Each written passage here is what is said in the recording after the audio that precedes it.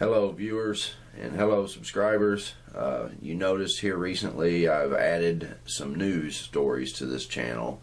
I cover a lot of supernatural and strange and unknown type genre, and I have a news background in educational television and also making public service announcements, commercials, and I used to shoot news anyway. And I'm not bound here like you would be at CNN or with Fox News, have an executive producer who tells me what I can and can't do. So I'm offering a view that that's a little bit different than what they can do, having to be politically correct. And of course, I do want to be somewhat politically correct, but not be so bound by political correctness that I can't be truthful, and that's one reason I got out of news. So I really hope you all enjoy these news stories. Please support me, share, comment, and subscribe if you haven't subscribed. Thank you, and let's get to the news.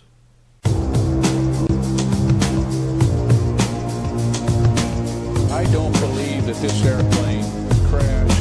I do believe it was hijacked.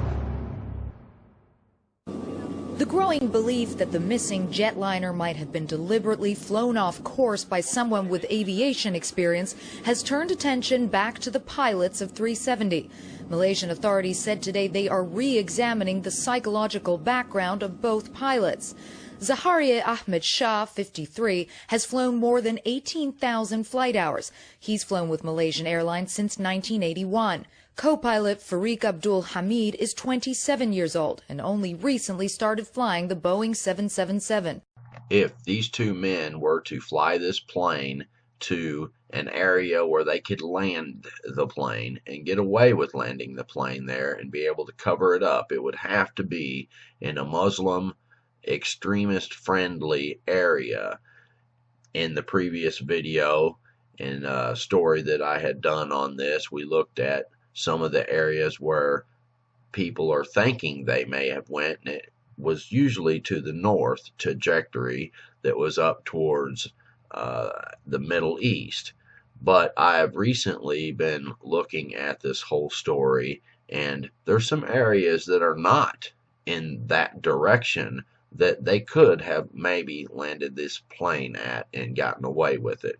Let's look at this other alternative area. Now we know that the plane took off down this red line and it came out to the end of the line there, and that's where they turned off the ACAR systems and all the systems that were to signal and tell what plane it is and where they're at. Now it came back down, it turned around, came back down this yellow dotted line, and from there it's all speculation. People are thinking it went to the north because that's where the Middle East would be. That's where you could get away with flying the plane and maybe finding a runway where you could cover it up. And in the last video I talked about in the Middle East there's certain areas, and I showed you this map, where journalists are known to be killed. It's a extremist friendly area.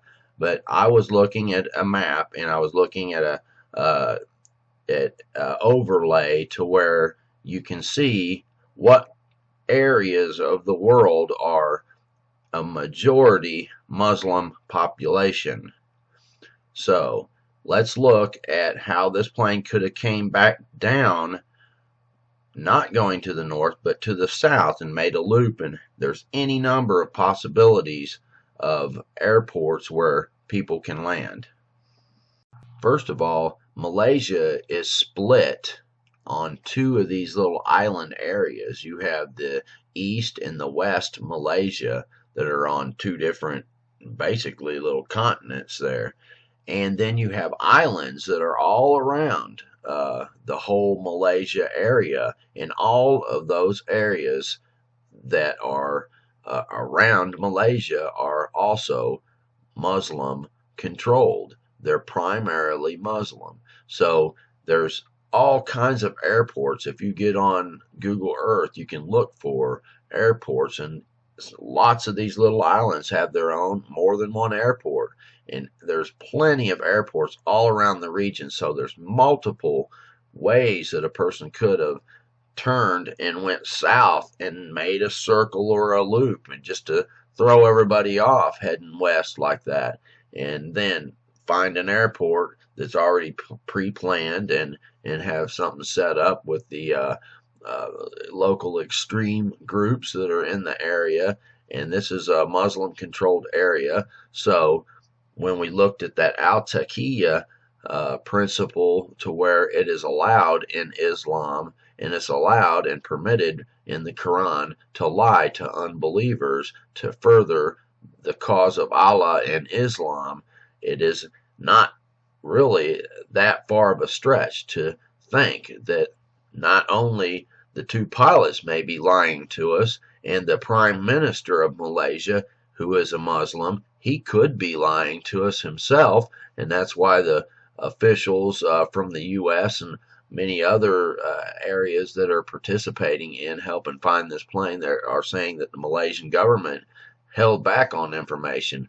Maybe that's the reason why, is al-taqiyya, and they're lying to us. So look on down through here. We can see many places where it's all Muslim controlled. They could have landed the plane anywhere through here, and I think that many of the news agencies are not wanting to get into this and really push this idea too much because of political correctness, and also that the Muslim groups start pressuring like they do in Malaysia. There is a lot of tension, religious tension, and some people call it what it's racist tension, but it's really racist and religious tensions that are revolving around the Muslim and Islamic issues that are in the area.